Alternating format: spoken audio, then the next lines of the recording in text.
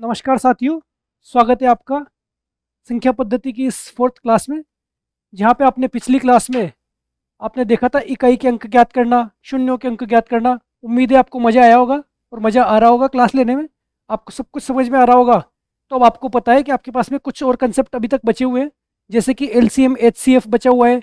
अभी तक आपके पास में दशमलव जैसे बार, आप देखते हैं कि ये जैसे कि पॉइंट में 2 3 और इसके ऊपर आपके पास बार लगा हुआ होता है। ये आप दशमलव का जैसे प्रसार करते हैं कि 2 3/99, कब बीच नीचे 9 आता है, कब नीचे 9 के साथ 0 आता है। इस तरीके के आपके दशमलव प्रसार बचे हुए हैं, एलसीएम एचसीएफ वाले क्वेश्चन बचे हुए हैं। बहुत सारे क्वेश्चन अभी तक बचे हुए हैं। तो इन सारे कंसेप्ट को आज लेकर के चलेंगे हम। तो स्टार्ट करते हैं आज की क्लास। ठीक है, सबसे पहले हम देखेंगे, आपको ये पता होना चाहिए कि एलसीएम क्या होता है और एचसीएफ क्या होता है। तो एलसीएम क्या होता है? एलसीएम जो मैं बोल रहा हूँ, एलसीएम यानी कि हिंदी में बोलते हैं उसको लघुत्तम समापवर्तक। और एच सी एफ इसको बोलते हैं हम महत्तम समापवर्तक। ठीक है, हिंदी के नाम आप थोड़े जटिल है, इसलिए इंग्लिश के भी ध्यान रख सकते हैं। एलसीएम मतलब लघुत्तम समापवर्तक। आपने कई बार सुना होगा, हर जगह आप काम में आते हैं, एलसीएम लिया एलसीएम लिया एलसीएम लिया। वो ये एलसीएम ये वाला होता है। ठीक है, तो एलसीएम क्या होता है? जब कोई दो संख्याएं आपको दी हुई है, उन दोनों संख्याओं में, दो या दो से ज़्यादा आपको संख्याएं दी हुई है, उन संख्याओं में आपको ऐसा कोई मान निकालना होता है चुन करके, जिसमें उन सारी संख्याओं का भाग चला जाए। छोटी से छोटी वह संख्या जिसमें वो सारी संख्याओं का भाग चला जाए, वो तो होता है एलसीएम। और बड़ी से बड़ी वो संख्या जिस संख्या का भाग उन सारी संख्याओं में चला जाए, वो होता है एचसीएफ। डेफिनेशन में आपको ज़्यादा दिमाग खराब नहीं करना, आपको सीधे क्वेश्चन से इसको समझना है। क्वेश्चन से कैसे समझना है? कि जैसे आपके पास ये हुआ है कि कोई संख्या है 24 और 84, इनका एलसीएम क्या होगा? अगर आपको इनका एलसीएम निकालना, सबसे पहले आपको 24 के फैक्टर करने पड़ेंगे। कैसे? वही अपना बेसिक तरीका। ये 24 है, इसके आपको फैक्टर करने हैं, तो वही 2 का भाग दिया 12 बार गया, 2 का भाग दिया 6 बार गया, 2 का भाग दिया 3 बार गया, और 3 का भाग दिया 1 बार गया। ये आपके पास इसके फैक्टर आ गए 2 × 2 × 2 × 2 × 3। सिमिलरली आपने 84 का अगर फैक्टर किए, तो वही 84 के फैक्टर करने पे 2 का भाग दिया 42 बार गया, 2 का भाग दिया 21 बार गया, 7 का भाग दिया 3 बार गया, और 3 का भाग दिया 1 बार गया। 2 × 2 × 7 × 3, ये इसके फैक्टर हो गए। इसके फैक्टर, अब जब इनके टुकड़े ले लिए जाते हैं, इन टुकड़ों में से आपको जितने कॉमन है, जैसे यहाँ पे दो दो दोनों में, यहाँ पे दो दो दोनों में, उनको तो एक बार लिया जाता है। ऊपर वाले में भी है, नीचे वाले में भी है, तो इनको तो ले लिया एक एक बार। अब उसके अलावा जितने भी बच गए, ये 3 3 भी दोनों में, 3 यहाँ भी और 3 यहाँ भी है, इसको भी ले लिया एक बार। तो जितने कॉमन है उतने तो ले लिए जाते हैं, और जो बचे हुए उन सबको वापस में फिर ले लिया जाता है। कि जैसे ये बच गया 2, इसको उठा लिया, ये 7 बच गया, इसको उठा लिया। छोड़ना कुछ भी नहीं है, लेना सबको है। और इन सबको लेकर के जब गुणा करेंगे, 2 × 2 × 3 × 2 × 7, ये आ गया आपके पास 168। तो 168 ऐसी छोटी से छोटी संख्या है जिसमें 24 और 84 दोनों का भाग जाता है। यही डेफिनेशन बोलती है कि छोटी से छोटी ऐसी संख्या जिसमें उन संख्याओं का भाग जाता हो। बोलने में तो हम छोटी से छोटी संख्या बोल रहे हैं, लेकिन आएगी वो इन दोनों से बड़ी, इन दोनों से बड़ी आएगी, बराबर ये बड़ी। तो ये आ गया आपके पास इस तरीके से। ठीक है, एक और क्वेश्चन हम देखते हैं, जैसे 12 12 का हम देखते हैं, तो 2 × 2 × 3, ये 12 के फैक्टर हो गए।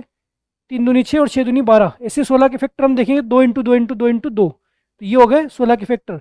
अब जब इनका एलसीएम देखेंगे, तो एलसीएम में हम देखेंगे कि 2 यहाँ भी है, 2 यहाँ भी है, 2 यहाँ भी है, 2 यहाँ भी है, तो 2 बार तो ऐसे कैसे आ गया। फिर आपको ये दो और ये 3, ये एक एक बार आपको ये ले लेने हैं। ठीक है, तो इसमें आपके पास आया 48। तो 48 में 12 का भी जाता है, 12 चौक 48, और 48 में 16 का भी जाता है, 16 3 48। ठीक है, तो 48 इन दोनों का एलसीएम है। एलसीएम इस तरीके से आप फैक्टर निकालोगे, फिर उनमें से चुनोगे और इस तरीके से निकालोगे, तो आपके पास में बहुत लंबा टाइम बच जाएगा, बहुत लंबा टाइम लग जाएगा। इसके लिए आपको टाइम बचाने के लिए एक और मेथड होता है। जैसे 12 और 16 है, तो 12 और ये 16, इन दोनों का आप सीधे ही एक साथ ही इनके टुकड़े कर लो।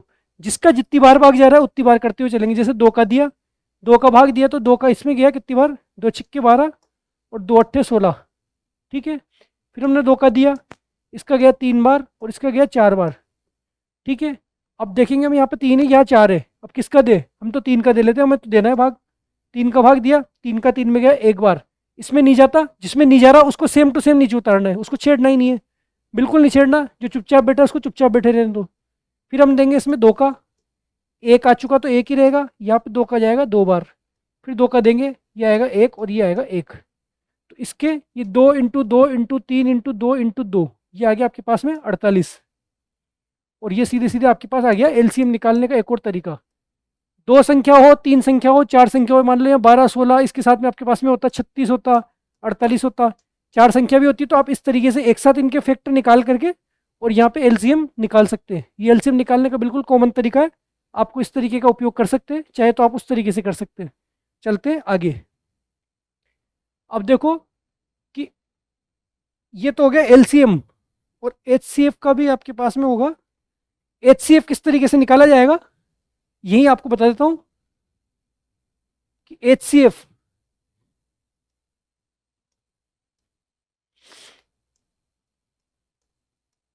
एचसीएफ सिर्फ वो होता है कि जो इनका कॉमन फैक्टर होता है, कि इसमें कॉमन कितना है, इसमें दो और दो है, इसमें भी दो और दो है, बस और कुछ भी कॉमन नहीं है, तो ये दो और दो, केवल ये आ गया दो इंटू दो, ये होता है इसका एचसीएफ, महत्तम समापवर्तक। यानी कि इन दोनों का एचसीएफ क्या आया, चार। तो चार वह बड़ी से बड़ी संख्या है जिसका इन दोनों में भाग दिया जा सकता है, पूरा पूरा भाग चला जाएगा। चार कम देंगे, चार तिये 12 और चार चौक 16, तो चार सबसे बड़ी बड़ी। चार से छोटी भी संख्या है, जैसे दो का भी जा रहा है, लेकिन हमें चाहिए बड़ी से बड़ी संख्या जिसका उन दोनों संख्याओं में भाग जाता हो। ठीक है, अब इसको देखेंगे, ये हो गया एचसीएफ।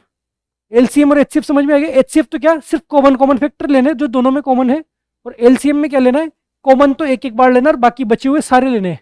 ठीक है, ये एलसीएम और एचसीएफ। अब हमें एलसीएम एचसीएफ नहीं निकलवाएगा, हमें इनसे क्वेश्चन करवाएगा। क्वेश्चन कैसे, चलते आगे देखेंगे। ये हो गया क्वेश्चन का एक फॉर्मूला है, ये कि दो संख्या है हमारे पास में दी हुई है, कौन सी, कोई भी दो संख्या दी हुई है, जैसे 22 और 24 दो संख्या है, उनका एलसीएम और एचसीएफ आपको दिया हुआ है कि दो संख्या, उनका एलसीएम और एचसीएफ आपको दिया हुआ है। तो आपके पास फॉर्मूला क्या होता है कि संख्याओं का गुणनफल, संख्याओं का गुणन बराबर होगा आपके पास एलसीएम इंटू एचसीएफ। ये फॉर्मूला आपको ध्यान रखना है। कैसे, कि दो संख्याओं का गुणनफल बराबर एलसीएम इंटू एचसीएफ, ये आपको ध्यान रखना है। जैसे कि क्वेश्चन दिया हुआ है कि दो संख्याओं का एलसीएम और एचसीएफ क्रमशः 168 और 24 है। ठीक है, एलसीएम और एचसीएफ आपको कितना दिया हुआ है, एलसीएम दिया हुआ है 168, एचसीएफ आपको दिया हुआ है 24 है। ठीक है, अब वो दिया हुआ है कि वो दो संख्याएं 1 और 7 के अनुपात में है, तो दोनों में से बड़ी संख्या ज्ञात कीजिए। आपको क्या दिया हुआ है कि दोनों संख्या क्या है, 1 और 7 के अनुपात में, 1 अनुपात 7 है। मैंने आपको बताया था कि अनुपात को संख्याओं में चेंज करना है, तो दोनों को x से गुणा कर देंगे, तो एक तो आ गई 1x और दूसरी आ गई 7x, ये आ गई आपके पास दो संख्या है। ठीक है, तो इन दोनों संख्याओं का गुणा क्या होगा कि x गुणा 7x, ये दोनों संख्याओं का गुणा आ गया। एलसीएम इंटू एचसीएफ बराबर दोनों संख्याओं का गुणा। समझ में आ रहा है। अब क्या करना है आगे, इसको ऐसे कैसे रहने दो, इसको गुणा कर दो। यहाँ पे आपके पास क्या है, एक्स इंटू एक्स क्या है आपके पास, एक्स स्क्वायर, और आपके पास क्या है 7, इधर आपके पास क्या है 168 इंटू 24, बराबर में इधर ये है, बराबर में इधर ये है, ये बराबर में इधर गुणा में, तो इधर जाकर के भाग में चला जाएगा। वही आप इसको क्या लिख सकते हो, 164 गुणा 24 बटा 7, बराबर के इधर कोई संख्या होती है तो वो नीचे भाग में चली जाती है। इसको भाग देंगे, 7 का अगर भाग देंगे तो 7 दूनी 14, 168, ये चल रहा था 168, और 7 चौक 28, ये भाग चला गया 24 बार। तो आपके पास में क्या बचा, 24 इंटू 24 बराबर आपके पास में बचा ये एक्स स्क्वायर का मान। ठीक है, अगर आपको पता है 24 इंटू 24 को आप ऐसे भी लिख सकते हो, क्या लिख सकते हो कि 24 का स्क्वायर, 24 का स्क्वायर बराबर 1 का स्क्वायर। वही आपने अभी कल पढ़ के आए हो आप कि जब आधार घाते समान तो आधार भी समान होता है, या आधार समान तो घाते समान होती है। अब यहाँ पे घाते समान है स्क्वायर स्क्वायर, तो इसका मतलब आपके पास में क्या आ गया, x बराबर 24। उससे भी कर सकते हो आप घातांकी नियमों से, या आपको वैसे भी पता होगा, दोनों में आप अगर अंडररूट लेंगे, इधर भी अंडररूट लेंगे, इधर भी अंडररूट लेंगे, तो ये स्क्वायर से अंडररूट कट जाएगा और x बराबर 24 आ जाएगा। x का मान आपके पास आ गया 24, और x क्या था, ये x का मान आ गया आपके पास 24। आपसे पूछा क्या है, तो दोनों में से बड़ी संख्या ज्ञात कीजिए। बड़ी संख्या कौन सी होगी, 7x। 7x को ज्ञात करना है तो आपको क्या करना पड़ेगा, 7 इंटू 24, एक्स का मान क्या है 24, 7 को 24 से गुणा करेंगे तो 24 सत्ते 168, ये आ गया आपका सीधे सीधे आंसर। सिर्फ आपको ये पता रखना है कि फॉर्मूला क्या होता है कि दो संख्याओं का गुणनफल बराबर होता है उनका LCM into HCF.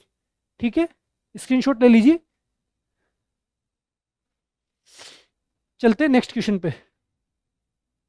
Next question क्या बोलता है कि 4 घंटियां शुरुआत में एक साथ बजती है। इस टाइप के क्वेश्चन में आ जाते हैं, 4 घंटे एक साथ बजती है, या 4 कार एक साथ स्टार्ट होती है, 4 लोग एक साथ चलते हैं। ठीक है, 4 3 5 कितने में हो सकते हैं, 4 घंटियां शुरुआत में एक साथ बजती है जो कि क्रमशः 6 सेकंड 12 सेकंड 15 सेकंड और 20 सेकंड के अंतराल पर पुनः बजती है। तो बार बार इस अंतराल पे बज रही है। अब ये पूछ रहा है कि 2 घंटे में ये कितनी बार एक साथ बजेगी।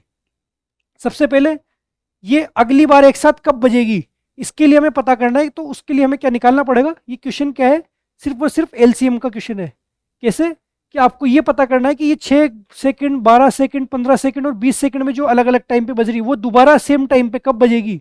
तो आपको उसके लिए उसका क्या ज्ञात करना पड़ेगा, एलसीएम। क्योंकि एलसीएम वो संख्या होती है जिसमें इन सबका भाग चला जाएगा। अब इन सबका भाग जा रहा है, इसका मतलब वहां पे जाकर के ये सारे सेकंड सिमिलर एक बार उस जगह जाकर के सेम बजेंगे। ठीक है, तो इन सबका एलसीएम अगर हम निकालें, एलसीएम क्यों निकाल रहे हैं, क्योंकि जो इनका एलसीएम आएगा उसी संख्या पे जाकर के ये दोबारा बजेगी एक बार। ठीक है, साथ साथ में। तो 6 12 15 और 20 चारों का हम एलसीएम निकालेंगे। क्या निकालेंगे, एलसीएम। सबसे पहले हम देंगे इसमें भाग, जैसे 3 2 का देते हैं तो ये आया 3 6, यहाँ जा रहा ही नहीं है, और यहाँ 10 बार। फिर हम देंगे 3 का, ये 3 एकम 3 दूनी 6 3 पंजे 15 और इसमें भी नहीं जा रहा। फिर हम देंगे 5 का, तो 1 2 5 एकम 5 और 5 दूनी 10। फिर हम देंगे 2 का, और फिर हम देंगे 2 का, नहीं एक ही बार। फिर हम देंगे 2 का, तो ये आ गया 1 1 1 1। ठीक है, यहाँ आपके पास क्या आया, 2 इंटू 3 इंटू 5 इंटू 2, यानी कि इसका एलसीएम आ गया आपके पास 3 दूनी 6 6 दूनी 12 12 पंजे 60 60 सेकंड। सेकंडों का एलसीएम ले रहे थे हम, 6 सेकंड 12 सेकंड 15 सेकंड और 20 सेकंड, यानी कि 60 सेकंड पे वो संख्या है, 60 सेकंड एक ऐसी संख्या है जिसपे ये सारी घंटियां जाकर के अगली एक बार दोबारा साथ में बजेगी। कैसे बजेगी, 60 में इन सबका भाग जाता है, इसका मतलब 60वें सेकंड पे जाकर के ये सारी सेम सिमिलर बजेगी। बाकी तो अलग अलग बजती रहेगी, कोई 6 सेकंड पे बज रही है, कोई 12 पे, कोई 15 पे और कोई 20 पे। लेकिन 60वें सेकंड पे ये चारों घंटियां वापस से एक साथ बजेगी।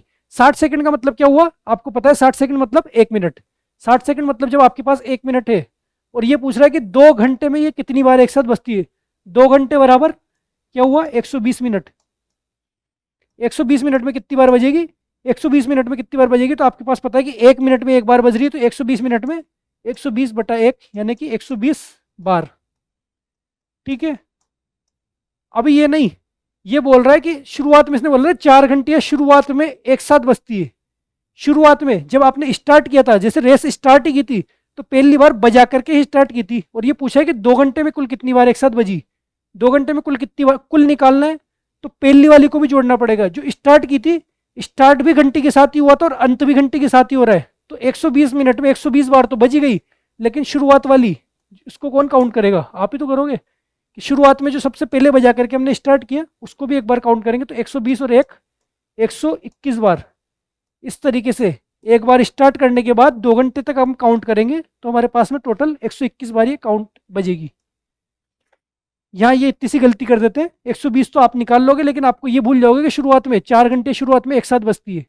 ठीक है, इसको ध्यान रखना है। तो इस तरीके से ये घंटे टोटल 121 बार बजेगी। ये क्वेश्चन सिर्फ और सिर्फ एलसीएम का है, बस आपको क्वेश्चन देखते समझ में आना चाहिए कि इसमें आपको एलसीएम निकालना है।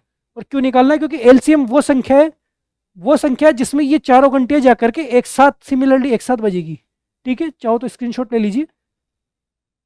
चलते हैं नेक्स्ट क्वेश्चन पे। अब ये बोल रहा है कि दो संख्याओं का एलसीएम व एचसीएफ क्रमशः 168 और 6 है।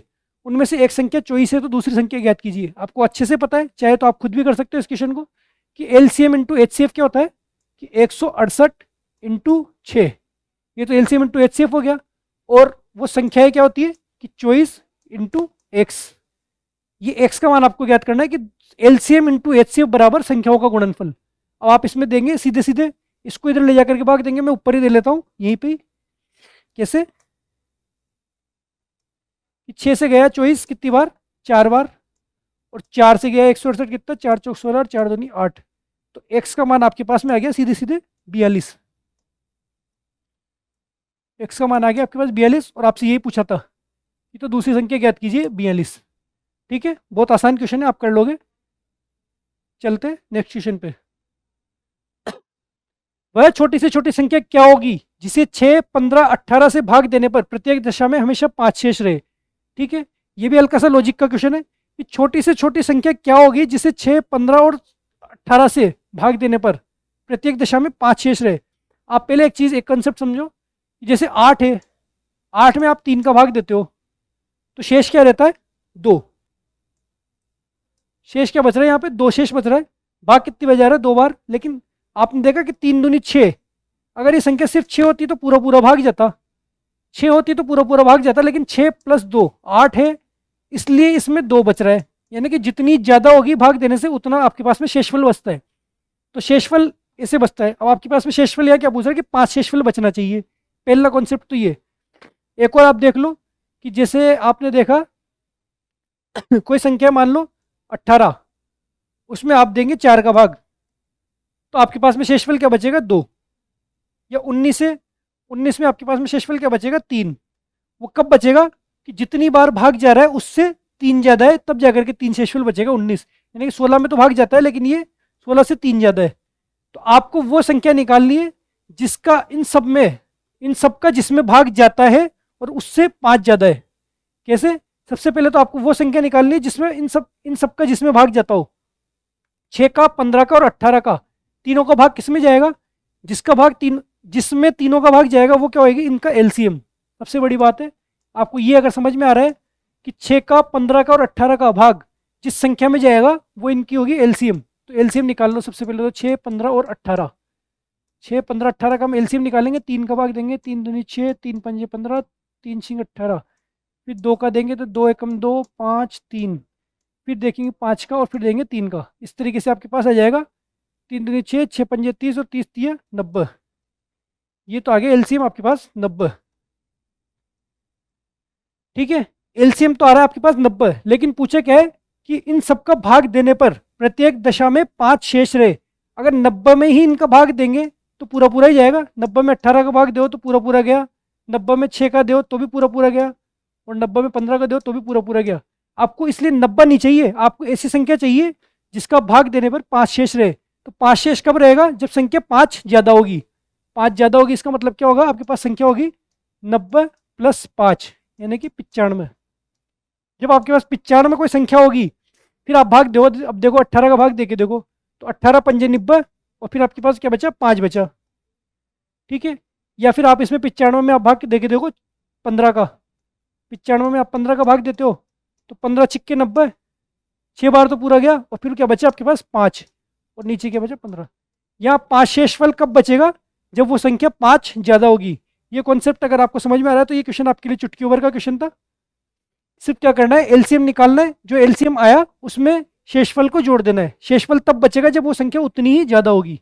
आ गया आपका आंसर 95। अब ठीक है, चलते हैं। एक अगला फॉर्मूला है, जिसे फॉर्मूला क्या होता है? जब आपके पास भिन्न दी हुई होती है। भिन्न कैसे? ऐसे 1/3, 2/9, 5/6, 4/7, इनका एलसीएम ज्ञात करो। तो इनका एलसीएम ज्ञात करने का एक सीधा सा फॉर्मूला होता है कि भिन्नों का एलसीएम बराबर अंशों का एलसीएम, अंशों का एलसीएम बटा हरों का एचसीएफ बटा हरों का एचसीएफ।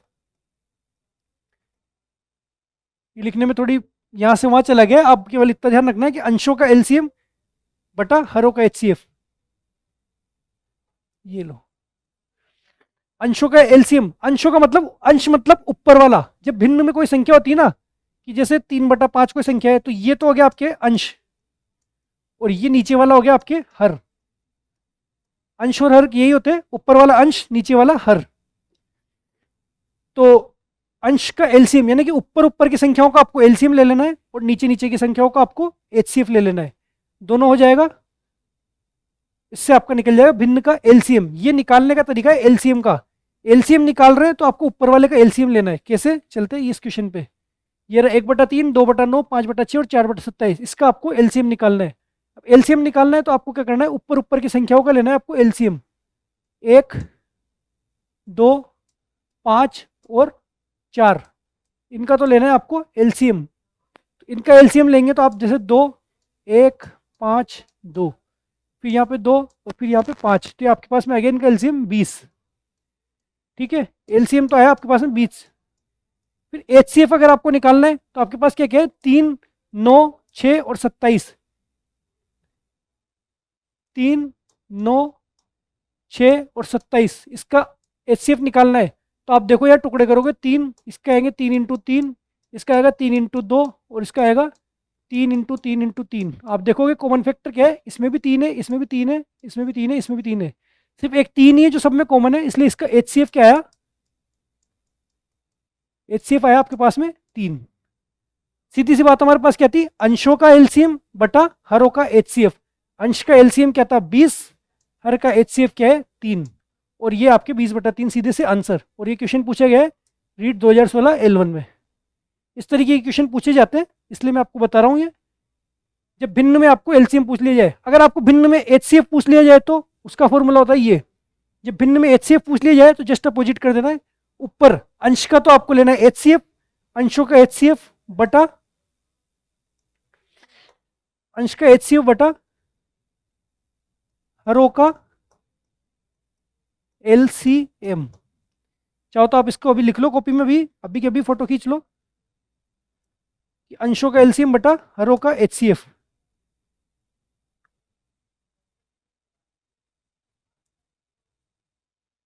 ये लो,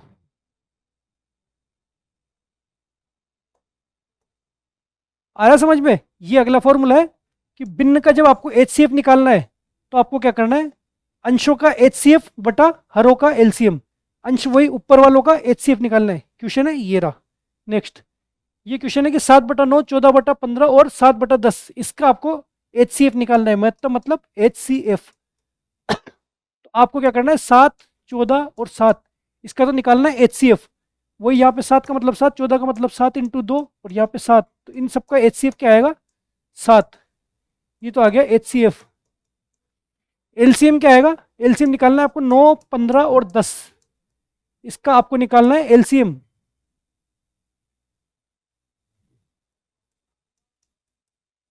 9, 15, 10 का अगर आपको निकालना है क्या एलसीएम निकालना है तो आप देंगे 3 का भाग, 3 × 3 = 9, 3 × 5 = 15 और ये 10, फिर आप 5 का भाग देंगे तो 5 × 1 = 5, 5 × 2 = 10, फिर आप यहाँ 3 का देंगे और 2 का देंगे, आपके पास में ये एलसीएम आ जाएगा। तो 5 × 3 = 15, 3 × 45, 2 × 90, एलसीएम आया आपके पास में 90। और इस तरीके से इस पूरी भिन्न का आपके पास में एचसीएफ क्या हो जाएगा, ऊपर वालों का एचसीएफ अपॉन नीचे वालों का एलसीएम, यानी कि आपके पास आंसर आएगा 7/90। बहुत इजी क्वेश्चन है, जैसे आपने पिछला वाला क्वेश्चन किया सेम टू सेम वैसा क्वेश्चन है। चाहो तो स्क्रीनशॉट ले लो। फिर चलते हैं हम नेक्स्ट क्वेश्चन पे। ये क्वेश्चन एक तरह से आपको समझाने के लिए कैसे कैसे फॉर्मूले, उन सारे फॉर्मूलों में बेस्ट एक एक क्वेश्चन हम कर रहे हैं, तो आपको ये सारे समझ में आ रहे होंगे।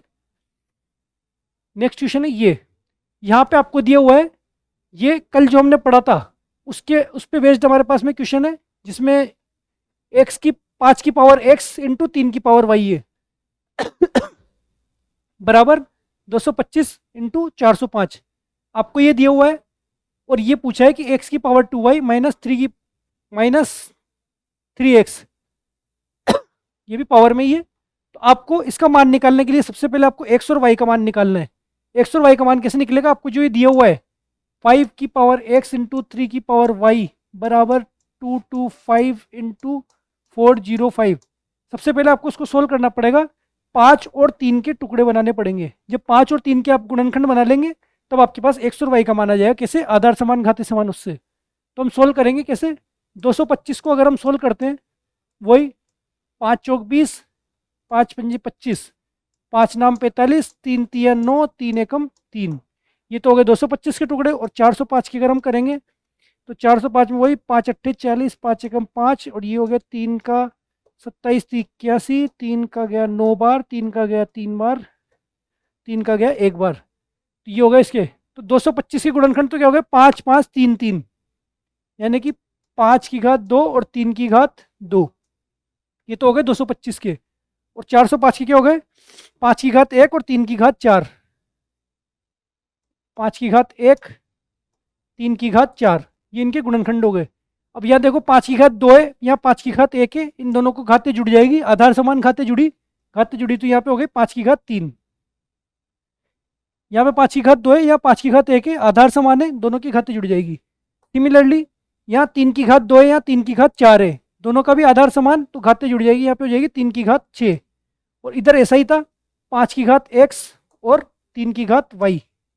अगर आप गौर से देखते हो तो आपको दिख रहा होगा इसमें कि ये 5 की घात x बराबर क्या है? 5 की घात 3, आधार समान तो घातें समान। 5 की घात x बराबर 5 की घात 3 है, तो x का मान क्या आ गया आपके पास? x बराबर आ गया आपके पास 3। ठीक है, 3 की पावर y बराबर 3 की पावर 6, दोनों की पावर आधार समान तो घातें बराबर, इसलिए y का मान आपके पास आ गया 6। x और y का मान आपके पास दोनों आ गया। आप सीधे से इक्वेशन में रखेंगे कि x का मान 3 और y का मान 6, यहाँ आप सीधे से इक्वेशन में रखेंगे तो ये आपके पास आएगा कि यहीं रख देते हैं कि x का मान 3, 3 की पावर,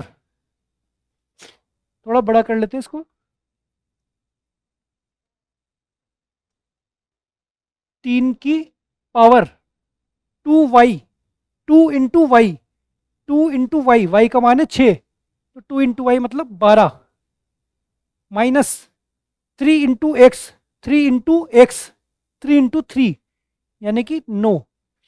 ये आपके का है पावर में, 3 की घात में ये सब आपके पास में आया। 3 की घात 12 माइनस 9 घटा देंगे तो आपके पास क्या बचेगा? 3 की घात 3। और 3 की घात 3 का मतलब आपको पता है 27। बहुत सिंपल सा क्वेश्चन था, सिर्फ आपको ये टुकड़े करने थे, टुकड़ा किया आपने, इनको दोनों को इक्वली करा और ये आपके पास में आ गया 27।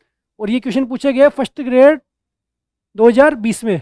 देख लीजिए कितने आसान क्वेश्चन पूछे जाते हैं इस चैप्टर से। ये आ गया आपके पास 27, चाहे तो आप स्क्रीनशॉट ले लीजिए।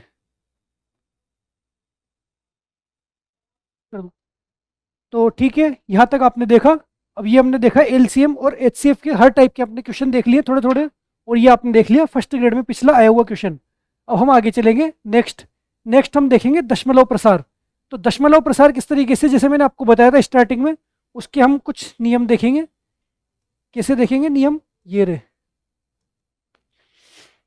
नियम। ये बोलता है, अगर आपको दिख भी नहीं रहा तो मैं आपको मुंह से भी बोल दूंगा, यहाँ पे लिख भी दूंगा, सारी बात आपको मैं लिखते हुए बता रहा हूँ, बस आपको ध्यान देना है। वैसे भी इसमें ज़्यादा कुछ नहीं है, सब कुछ जो भी है वो आपके दिमाग में होना चाहिए। ये सिर्फ फॉर्मूला बेस्ड कुछ नहीं होता, सिर्फ आपकी समझ आनी चाहिए। क्या है कि पहला रूल तो क्या बोलता है कि जितने अंकों पर बार लिखा हुआ है, जितने अंकों पर अगर आपके पास बार दिया हुआ है उतने ही आपको नीचे 9 लगाने हैं। जितने आपको बार दिए हुए, बार कैसे, जैसे कोई एग्जांपल है 0.4 के ऊपर बार, अगर ये कोई संख्या है बार, ये वाला चिन्ह होता है, इसको बोलते हैं बार। जितने आपको बार दिए हुए पॉइंट के बाद में, ये हम बात कर रहे हैं दशमलव प्रसार, यानी कि सिर्फ हम बात करेंगे दशमलव के बाद वाली संख्या। पहले वाली संख्या से हमें कोई मतलब नहीं है, सिर्फ और सिर्फ दशमलव के बाद वाली संख्या जो है उससे हमें मतलब है कि दशमलव के बाद में संख्या के ऊपर जितना बार दिया हुआ है उतने हम बार हटाने पर 9 लगाएंगे। कैसे? तो इसका मतलब हमारे पास क्या हो जाएगा? 4/9। चाहो तो मैं इसको आपको खोल करके प्रसार प्रसार सूत्र से आपको बता सकता हूँ, लेकिन आपके लिए इतना मतलब नहीं है, आपको सिर्फ इतना ही जानना जरूरी है कि जितना बार हटेगा उतना 9 लगेंगे। जैसे कि आपके पास ये अगला एग्जाम्पल है कि 0.36 के ऊपर बार लग रहा है, तो इसको अगर हम दो संख्याओं के ऊपर बार है तो इनको हटाएंगे तो हम लिखेंगे इसको 36/99। फिर हमारे पास में अगली संख्या है क्या? 0.245, इसके ऊपर हमारे पास बार लग रहा है, तो इसको जब हम हटाएंगे तो हमारे पास बनेगा 245/999। मतलब पॉइंट तो हटेगा, साथ में जितनी संख्याओं के ऊपर बार है उतने हमारे पास में अपोन में 9 लगते जाएंगे। ठीक है, ये हमारे पास में हुआ रूल नंबर 1। पहला रूल क्या बोलता है कि जितनी संख्याओं पे बार है उनके बार हटाना है और अपोन में लगाना है 9। सिर्फ इतनी सी बात आपको ध्यान रखनी है। ये रूल नंबर 1 है, यही आपके पास में यहाँ लिखा हुआ है, नहीं भी दिख रहा तो मैंने आपको बता दिया। ठीक है, चलते हैं आगे। ये दशमलव प्रसार है। इसका मतलब पता है क्या है? इसका मतलब है जैसे 0.4 है, इसके ऊपर बार है, इसका मतलब है कि यहाँ पे 0.44444444 और ये चलती जा रही है। इस तरीके से संख्या कंटिन्यूस चलती जा रही है। जिसे आपने देखा था अनवसानी, अशांत, आवर्ती, इस टाइप से जब आपने संख्या देखी थी, तो ये आवर्ती, अशांत, आवर्ती, जो कि एक परिमेय संख्या होती है। तो इस तरीके की संख्याओं को पी बाई क्यू में जब लिखना हो, पी बाई क्यू में लिखने के लिए हम इसको क्या करेंगे, बार को हट, पहले तो इसको हम क्या लिख सकते हैं, इसको हम लिख सकते हैं 0.4 के ऊपर बार। 4 के ऊपर बार का मतलब क्या है कि 4 बार बार रिपीट हो रहा है, 4 की यहाँ पे आवृत्ति हो रही है, इसका मतलब है 4 के ऊपर बार। और इसका बार हटाने के लिए हम क्या करेंगे, वही इसके नीचे 9 लगा देंगे। जितनी संख्याओं पे से बार हटाया है उतने हमको 9 लगाने हैं। ये सबसे पहला रूल है। क्या, जितनी संख्याओं पे से बार हटाना है उतने हमें 9 लगाने हैं। एक संख्या पे से हटाया तो 1 9, दो संख्या पे से हटाया तो 2 9, और तीन संख्याओं पे से हटाया तो 3 बार 9। चलते हैं आगे। अगला क्या है कि जैसे कि ये क्वेश्चन है, क्वेश्चन आपको दिया हुआ है, ये आपको दिख रहा होगा कि 0.45454545 ये डैश डैश डैश, इसको परिमेय रूप यानी कि पी बटा क्यू में रूप में लिखिए। तो इसको परिमेय रूप में आपको लिखना है 0.454545 और डैश डैश डैश, इस तरीके से कोई संख्याएं चलती जा रही है। इसको परिमेय रूप में अगर आपको लिखना है तो आप क्या लिखोगे, 0.45, इसके ऊपर आपको लिखना पड़ेगा बार। ठीक है, सबसे पहले तो ये बार। अब आपको पता है कि दो संख्याओं के ऊपर बार है, तो इसको आपको लिखना पड़ेगा कि 4 5, बार हटाया तो नीचे आ गया 2 बार 9। ठीक है, अगर आपके पास में ये कट रहा है तो इसको आप काट करके और ज़्यादा सिंपल कर सकते हैं। 3 से कट रहा है तो 3 एकम 3 पंजे 15 और 3 तिया 9, 3 तिया 9। फिर 3 से कट रहा है तो आप 3 पंजे 15 और 3 से 11। ये आ गया आपके पास में बिल्कुल सिंपल पी वाई क्यू रूप। आपके पास ऑप्शन में ये भी हो सकता है और ऑप्शन में ये भी हो सकता है। ज़्यादा संभावना है कि आपके पास में और ज़्यादा सोल्व करके ये होगा। ठीक है, इस टाइप से क्वेश्चन होंगे जब, तो आपको ऐसे करना है। मान लो अगला क्वेश्चन है 0.23 0.23523 5235। ठीक है, इस तरीके की कोई संख्या है, इसको आपको पी वाई क्यू में लिखना है। जब इसको पी वाई क्यू में लिखना है तो आपको ये समझ में आ रहा है कि 235 यहाँ पे रिपीट हो रहा है। 235 यहाँ पे रिपीट हो रहा है, तो आपको दिखना है कि क्या 0.235 के ऊपर आपको लगा देना है बार। यहाँ आपने बार लगा दिया। आगे आप इसको बार को हटाएंगे तो आपको क्या लिखना पड़ेगा, 235/999, 235/999। अगर आप इस तरीके से लिखेंगे, ये आगे कटता है, 3 से कटता है, काट दो। निकटता सीधे सीधा आ रहा है तो लिख दो, किसी भी संख्या से कट रहा है तो काट दो। बाकी इसका आंसर यही होगा। पी वाई क्यू में लिखने का सिर्फ परिमेय संख्या में लिखने का सिर्फ यही तरीका होता है, क्या कि बार लगाओ। बार हटाने के लिए जितने ऊपर संख्याओं पे बार है उतने आपको अपोन में 9 लगाने हैं।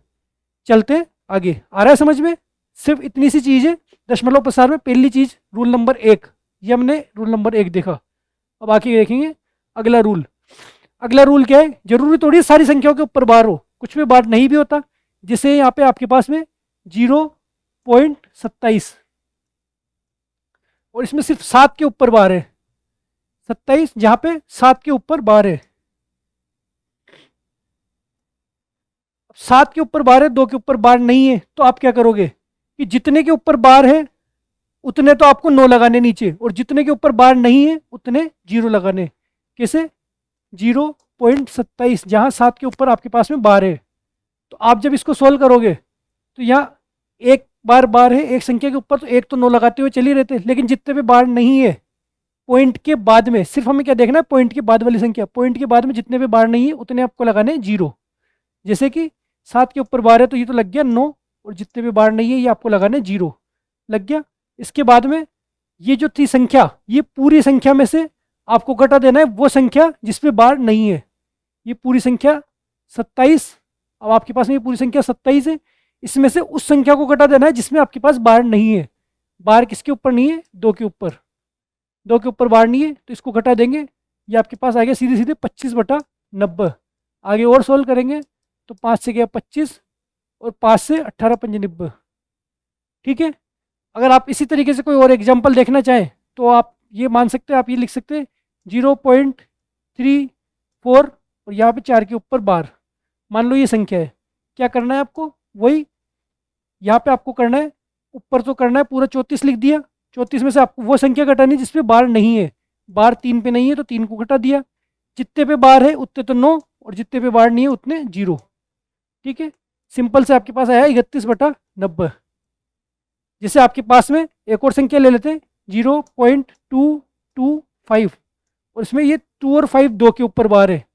अगर दो के ऊपर बार है, सीधी सी बात है, दो के ऊपर बार है तो नीचे दो बार तो 9 आ गया, और एक पे बार नहीं है तो एक बार आ गया आपके पास 0। ये तो सबसे पहली चीज़ हो गई। फिर पूरी संख्या आप लिख दोगे, पूरी संख्या, और उसमें से घटा क्या दोगे, जिस पे बार नहीं है, ये जिस पे बार नहीं है ये घटा दोगे। आपके पास आया 223/990। तो रूल नंबर 2 क्या हुआ कि जिस संख्या पे बार नहीं है उसको आपको घटाना है पूरी में से, और जितने बार है उतने तो 9, और जितने बार नहीं है उतने आपको 0। ये आपको लिखा हुआ अभी कि पहले तो कुल अंक लिखना है, उसके बाद माइनस जिस अंक पर बार नहीं है उसको घटाना है, फिर आपको नीचे लिखना है कि जितने बार है उतनी बार तो 9, और जितने बार नहीं है, जितनी संख्या पे बार नहीं है उतनी बार आपको लिखना है 0। ये एग्जाम्पल से आपको ज़्यादा अच्छे से समझ में आएंगे, फॉर्मूला जैसा कुछ नहीं होता इसमें। ये एग्जाम्पल आपको ध्यान रखना है, जैसे ये एग्जाम्पल हो गया, जितने ज़्यादा आप इसमें एग्जाम्पल देखोगे उतने ज़्यादा आपको समझ में आएगा। ठीक है, ये हो गया आपके रूल नंबर 2। ठीक है, सेकंड टाइप, रूल नंबर 2 के मतलब एक तरह से सेकंड टाइप, दूसरा नियम क्या कहता है ये। फिर अगर ये समझ में आ रहा है तो चलते हम आगे। आगे क्या है, जैसे ये क्वेश्चन है 0.54444, इसको हमें वही P/Q में लिखना है। तो वही इसका मतलब क्या हुआ, रेड ले लेते हैं पेन, आपको अच्छे से दिखेगा, तरंग दैर्ध्य ज़्यादा होती है। तो 0.54 और 4 के ऊपर बार, 5 तो यहाँ पे एक ही बार था तो 5 तो ऐसा कैसे लिख दिया, लेकिन 4 का यहाँ रिपीटेशन हो रहा था, 4 बार बार आवर्ती हो रही है, इसलिए 4 के ऊपर बार। अब इसको वैसे सोल्व करेंगे, पहले तो लिख देंगे 54। 54 में से आपके पास में गया जो संख्या जिस पे बार नहीं है, तो ये इस पे बार नहीं है तो ये गया। ठीक है, अब जितने पे बार है उतने तो आपको लगाने 9, और जितने पे बार नहीं है उतने लगाने आपको 0। ठीक है, आपके पास आ गया 49/90। आगे समझ में। सेम इसी तरीके से यहाँ नीचे संख्या 0.34222, इस तरीके की कोई संख्या है तो आपको पता है 3 4 तो एक ही बार आ रहा है, लेकिन 2 आ रहा है आपके पास में रिपीट होके, 2 यहाँ रिपीट होके आ रहा है, तो ये आपके पास में ये संख्या आ गई। इसको अगर आप सोल्व करेंगे तो 0.3, अब इसको सोल्व करेंगे तो पॉइंट की जरूरत नहीं, आप सीधे सीधे लिखेंगे 342 माइनस जितनों पे बार नहीं है उनको तो घटा देंगे, 34 पे बार नहीं है, 3 और 4 दोनों पे बार नहीं है तो 34 को तो हम घटा देंगे, और अपोन में लिखेंगे क्या, एक पे बार है तो एक बार तो 9, और 2 पे बार नहीं है इसलिए 2 बार 0। ये हो गया आपके पास में। अब आपके पास आया ये क्या, इसको घटाएंगे तो आ जाएगा आपके पास 308/900। अगर ये कटता है इसको काट देंगे, जैसे 2 से कट रहा है या 4 से कट रहा है, काट देंगे, आपके पास में ये आ जाएगा 77/225। आपको अगर ये दिख भी नहीं रहा तो मैं आपको दोबारा लिख करके करवा रहा हूँ। सिर्फ ये क्वेश्चन में आपको ये टाइप समझना है, कितना क्या चीज़ सीखी कि जितनी संख्या पे आपके पास बार है उतने तो नीचे 9 आएंगे, और जितनी संख्या पे बार नहीं है, इन दोनों पे बार नहीं है तो इतने आपके पास में आएंगे 0। सबसे पहली चीज़। फिर पूरी संख्या ऐसे कैसे लिखेंगे, और पूरी संख्या में से आपको क्या घटाना है, पॉइंट के बाद में जितनी संख्या पे आपके पास में बार नहीं है उनको आपको घटा देना है। ये आपका दूसरा रूल हो गया। ठीक है, चलते आगे। तीसरा रूल क्या बोलता है, तीसरा रूल बोलता है कि अगर मान लो संख्या पॉइंट के इधर भी आ जाए, तो पॉइंट के उस तरफ भी कोई संख्या आ जाए, जैसे कि 5.27 उसके ऊपर बार, तो भी आपको कुछ नहीं करना, जैसे आप करते आ रहे थे, जैसे 5.27 और उस पर 27 पे बार, वैसे कि वैसे आपको वही लिखना है 527। नीचे तो क्या लिखना है, दो संख्याओं पे बार है तो आपको नीचे तो 2 बार 9। अब आप देखोगे या 5 पे बार नहीं है, लेकिन मैंने कहा था आपको सिर्फ पॉइंट के बाद वाली संख्याओं से मतलब रखना है, पॉइंट के उधर वाली संख्याओं से बार से कोई मतलब नहीं है। तो 5 के इधर बार हो चाहे नहीं हो, इससे आपको कोई मतलब नहीं है, आपको सिर्फ दशमलव प्रसार देख रहे हैं हम, तो दशमलव के बाद में, यानी कि 27 के ऊपर तो आपके बार लग ही रहा है, दशमलव के बाद में तो पूरी संख्याओं पे बार लग रहा है, इधर से आपको कोई मतलब नहीं है, तो इधर 2 संख्याओं पे बार लग रहा है तो आपके पास 2 बार 9 आ गए। ठीक है, अगर यहाँ पे 2 पे बार नहीं होता तो यहाँ 0 आ जाता, 7 पे बार है तो सिर्फ 7 पे बार होता तो 90 आ जाता, और दोनों पे बार है तो 99 आ गया। इससे आपको कोई मतलब नहीं है नीचे लगाने में। लेकिन जब हम ऊपर घटा रहे तो ऊपर वही पूरी संख्या लिखी 527 माइनस जिस पे बार नहीं है उसको घटा दिया, और ये आ गया जिस पे बार नहीं है उसको तो घटाना है, और पूरी संख्या में से, पूरी संख्या क्या है यहाँ पे 527, उस टाइम आपको पॉइंट नहीं देखना। ये आपके पास में आया 522/99। ठीक है, इसी तरीके से इसको आप चाहो तो ये फॉर्मूले के रूप में लिख सकते हैं, ए इंटू बी बार, ए पॉइंट बी बार है, तो ए बी में से आपको ये इधर वाली संख्या घटानी है, और जितने बार है उतने नो, और जितने बार नहीं है उतने जीरो। बाकी आप ये एग्जाम्पल से अगर लिख करके याद रखेंगे तो आपको ज़्यादा ध्यान रहेगा। ठीक है, चलते आगे। आगे कैसे, जैसे ये एग्जाम्पल है आपके पास में 1.4333, ये कोई एग्जाम्पल है। इसमें आप अगर आप देखेंगे तो ये 333 का आपके पास में रिपीटेशन हो रहा है, तो आप इसको लिख सकते हैं 1.43 और 3 के ऊपर बार लिख सकते हैं। 3 के ऊपर बार है, तो वही अगर आप इसको सोल्व करेंगे तो पॉइंट के बाद में दो संख्या है, दो में से एक पे बार है तो एक बार 9, और एक पे बार नहीं है इसलिए एक बार 0। पूरी संख्या को लिखेंगे 143 माइनस, अब जो जिसपे बार नहीं है उसको घटा देंगे, तो बार किस पे नहीं है, 1 और 4 पे, तो ये घटा देंगे, और जो घटाने पे आएगा आपके पास में 129/90। इसी तरीके से आपके पास ये संख्या है 1.58999999, आपके पास में 9 रिपीट हो रहा है। अगर ये रिपीट हो रहा है इस तरीके से अगर आपको करना है तो आपको इसको क्या लिखना है, 9 रिपीट हो रहा है तो यहाँ लिखना में आएगा 1.589 और उसके ऊपर बार। जिसको ये समझ में आ गया वो आप खुद कॉपी में करिए, इधर मैं बोर्ड पे कर रहा हूँ, आप कॉपी में करते रहिए। कैसे, वैसे ही होगा। इसमें पहले तो पूरी संख्या लिख देंगे, उसमें से जिस पे बार नहीं है उसको घटा देंगे, ये जिस पे बार नहीं है उसको घटा दिया, जितने पे बार है उतने तो नीचे आ जाएंगे 9, एक पे बार है तो एक बार आगे 9, जितने पे बार नहीं है पॉइंट के बाद में, सिर्फ पॉइंट के बाद में जितने पे बार नहीं है उतने आपके पास में आ जाएंगे 0। ये 9 या 0 लगाने में आप पॉइंट की उधर वाली संख्याओं को नहीं देखेंगे, क्योंकि आपको सिर्फ ये दशमलव का प्रसार पढ़ना है। ठीक है, आगे इसको सोल्व करेंगे, ये आगे सोल्व करने पे और आगे कट जाएगा, तो ये आगे आपके पास में ये। ठीक है, आपको सिर्फ ये जमाना आना चाहिए, रूल इसमें कुछ भी ज़्यादा कुछ खास नहीं है। एक मेन रूल यही है, जितने बार उतने तो नीचे 9, और जितने पे बार नहीं उतने नीचे 0। ठीक है, फिर पूरी संख्या लिख देंगे और उसमें से बिना बार वाली संख्या घटा देंगे। सिर्फ ये एक ही रूल है जिसको आपने अलग अलग तरीके से 3 टुकड़ों में पढ़ा है, और इस तरीके से आपका ये दशमलव प्रसार पूरा होता है। आप चाहे जितने इस पर क्वेश्चन कर सकते हैं, क्वेश्चन आपको करना है, अगर करना है तो आप इसमें जैसे कुछ भी ले सकते हैं कि 1.678, यहाँ पे 78 के ऊपर बार, आप खुद कर सकते हैं इसको, या आप इसको ले सकते हैं 435 इसके ऊपर बार तीनों पे, या आप एक क्वेश्चन लिख सकते हैं कि 304 इसके ऊपर बार, सिंगल 4 के ऊपर बार, या फिर आप लिख सकते हैं 22.345 और या 5 के ऊपर बार। इस तरीके से आप इन क्वेश्चंस को सोल्व कर सकते हैं। क्वेश्चन को सोल्व करेंगे आपको इसकी प्रैक्टिस हो जाएगी, ये क्वेश्चन आपको करने आ जाएंगे। तो इस तरीके से आज हमने पढ़ा क्या, एक तो पढ़ा दशमलव प्रसार, और एक पढ़ा हमने ये एलसीएम और एचसीएफ। एलसीएम एचसीएफ के आपने क्वेश्चंस किए, दशमलव प्रसार के आपने क्वेश्चन किए, और इसके अलावा हमने अब तक पढ़ लिया संख्या के जो अंक निकालना, इकाई का अंक निकालना, शून्य निकालना, और जो बेसिक हमने स्टार्टिंग से करते हुए फर्स्ट चैप्टर में हमने, फर्स्ट क्लास में हमने देखा कि बेसिक थ्योरी, डेफिनेशंस के ऊपर जो क्वेश्चन आते हैं हमने वो देख लिए। उसके बाद में एलसीएम एचसीएफ जो भी अब तक जिस तरीके भी क्वेश्चन पूछे जा रहे हैं वो सारे एक एक कॉन्सेप्ट हमने देख लिए। अब इसमें देखा है मैंने आगे आपके औसत या फिर साझा या फिर समय दूरी, इस टाइप के भी आपके क्वेश्चन पूछे जा रहे हैं।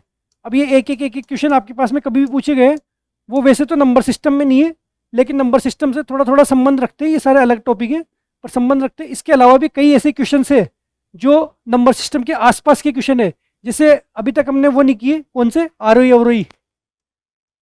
आपसे पूछा जाता है कि 4 भिन्न दे दी जाएगी और पूछा जाएगा कि आरोही में जमाओ या अवरोही में जमाओ। फिर आपको एक क्वेश्चन दे दिया जाएगा कि जैसे कि 100 से लेकर के 199 के बीच में आपके पास में कितनी बार 9 आएगा, 9 कितनी बार आएगा, इस तरीके के क्वेश्चन पूछे जाते हैं। या आपके पास में 4 क्वेश्चन दे दिया जाएगा कि जैसे कि 0.8 इसका स्क्वायर, और दूसरा दे दिया 25 का %, फिर आपको दे दिया 3/5, और आपको दे दिया कुछ भी 4 सहित 2/5। इनमें से सबसे छोटी भिन्न कौन सी है, इस तरीके के क्वेश्चन आ जाएंगे। सबसे छोटी भिन्न कौन सी है, सबसे बड़ी भिन्न कौन सी है, आरोही अवरोही कौन से किस क्रम में जमाएंगे, और ये औसत साझा दूरी, और ये इस टाइप के कई क्वेश्चन है जो अभी तक आपके पास में इसमें बच रहे। तो इन सारे क्वेश्चंस के लिए अगली नेक्स्ट क्लास इन सारे क्वेश्चंस, अब ये सिर्फ क्वेश्चन ही होंगे, आरोही अवरोही में कुछ ज़्यादा कॉन्सेप्ट नहीं होगा, तो इन सारे सिर्फ नेक्स्ट क्लास सिर्फ और सिर्फ क्वेश्चन की होगी। तो इसलिए आपको अब तक की जो चारों क्लास में अपने जितने भी कॉन्सेप्ट पढ़े वो सारे पढ़ के आने, और इसके साथ में हम नेक्स्ट क्लास में सारे क्वेश्चन ही क्वेश्चन करेंगे पूरे एक साथ। आप बस क्वेश्चन करते जाएंगे, जितने आप क्वेश्चन करेंगे आपको उतनी ज़्यादा प्रैक्टिस होगी। तो आप बस इसी तरीके से हमारे साथ बने रहिए। यहाँ यूट्यूब प्लेटफॉर्म पे मैं रजत खंडेलवाल परिवार के साथ प्रतीक जैन आपके साथ में इसी तरीके से बना रहूँगा। अगर आपको ये क्लास पसंद आ रही है तो आप इसी तरीके से लाइक करते रहिए, शेयर करते रहिए, क्लास को आगे बढ़ाइए अपने दोस्तों के साथ, और मिलते हैं हम इसी तरीके से इसी उमंग के साथ। अभी आपका बहुपद एक टॉपिक और बच रहा है, तो बहुपद की हमें नेक्स्ट क्लास लगेगी। फिलहाल इनकी क्वेश्चंस की क्लास है, और ये इसी तरीके से बहुत जल्दी आपका सिलेबस पूरा होने वाला है। तो आप भी देख लिए होंगे किस तरीके से हमने बिल्कुल जीरो लेवल से शुरू किया था। जीरो लेवल से शुरू करके अब आपको ये क्वेश्चंस बहुत अच्छे से समझ में आने लग गए होंगे। अगर आपको समझ में आ रहे हैं तो आपका मैथ्स का डर अब दूर होता जा रहा है धीरे धीरे धीरे धीरे। आप बस साथ में बने रहिए, लगातार पूरी क्लासेस देखिए, जिसने नहीं देखी वो शुरू से जा करके देखिए, और मिलते हैं हम नेक्स्ट क्लास में। ठीक है, जय हिंद।